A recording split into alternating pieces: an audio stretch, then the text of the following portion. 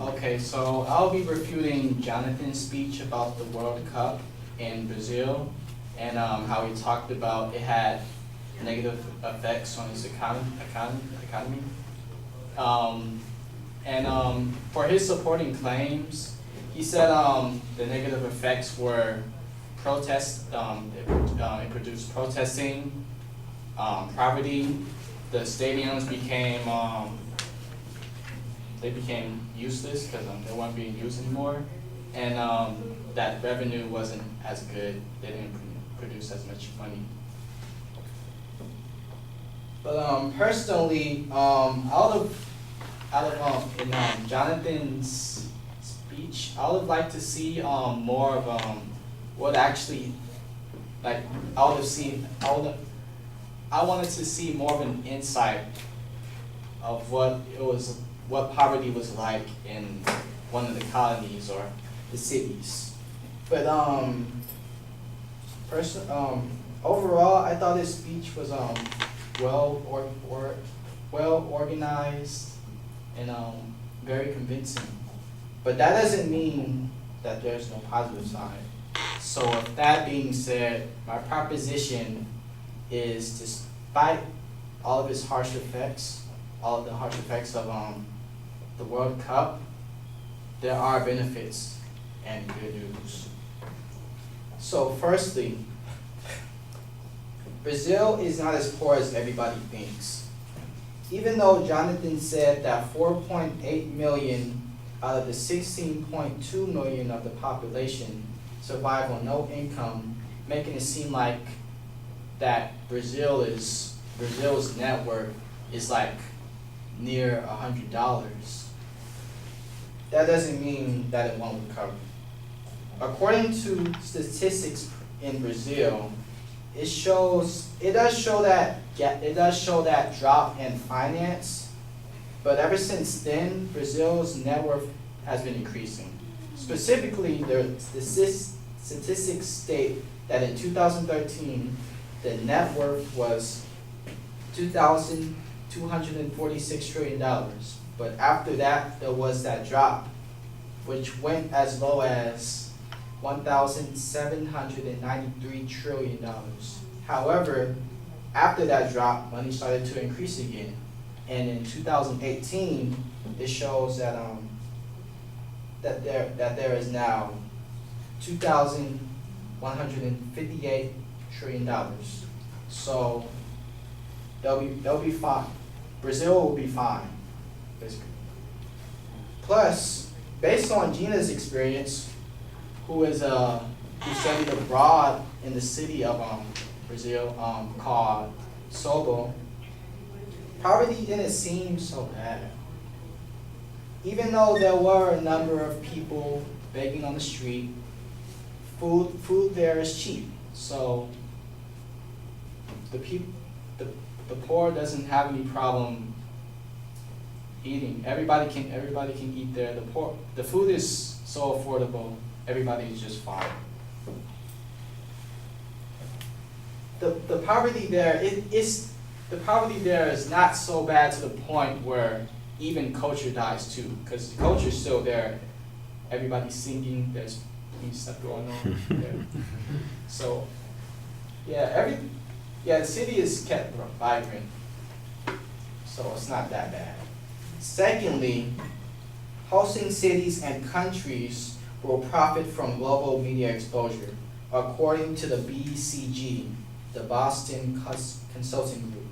So while Brazilians are in a bit of a decline, they'll still make money just by like videos online of the Super Bowl and stuff, and like fiestas, festivals and stuff, all that cultural stuff. And thirdly, Brazil will have a better diplomatic relationship with North America, which includes us Americans. And in diplomatic relationships, Brazil will be given assistance with North America, even financially. So that's extra assurance. Brazil doesn't have to worry about being totally broke. And that also explains the statistics of why their money is staying high as usual. And finally, there will be temporary gains in industries.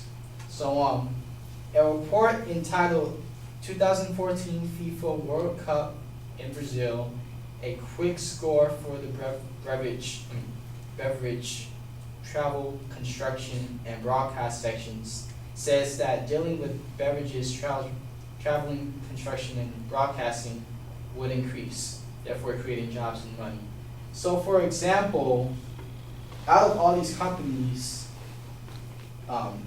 industries, ones suited for traveling, they'll benefit and make money. So for what will really happen is they'll make money from people who want to go there, want to leave, and while some people are relocated based off Jonathan's evidence saying that over 170,000 people will be moved to areas of shelter with no water and electricity.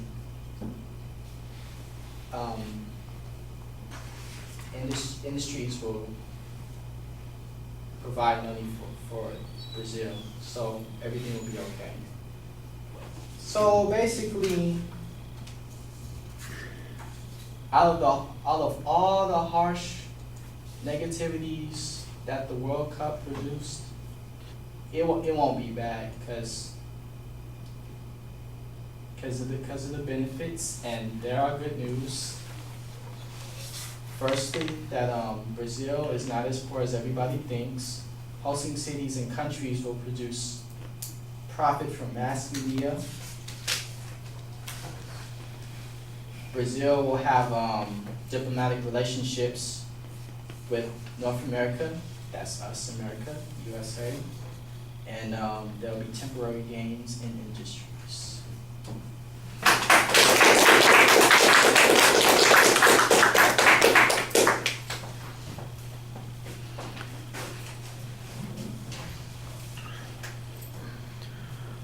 Okay, on the first argument that there are going to be some benefits, you basically tried to diminish the importance of poverty in Brazil, suggesting that there is money available. That even though there is poverty, people still have food. I didn't really get a source on that.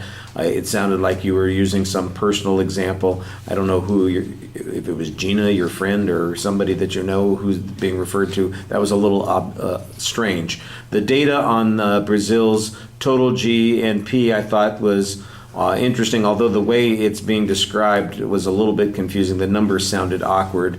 Make sure you give us a source citation on this, but the idea that that the GDP has gone up since the World Cup, I think that's as much as you need to say. You could simply say, look, when the World Cup was happening, it was $1,793 trillion.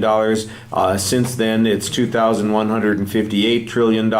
That's an increase of X trillion dollars. The country seems to be doing pretty well. Let's just look at their economic growth since then. They're fine. That's not really a problem. That's the argument that you want to be making. All right, on the second point, I think you've got a quote here, but it doesn't sound like a very complete quote about how the cities and the countries are supposed to benefit from this, and you don't really explain it completely. The idea is that it would incentivize tourism. It makes the place more attractive for people to invest in because it's a place that has held the World Cup, that sort of thing. And I think what you could do then is maybe connect it to that data that you had up above that shows, look, and we know that the results since then have been positive for Brazil. Here's this economic increase that's happened since the World Cup.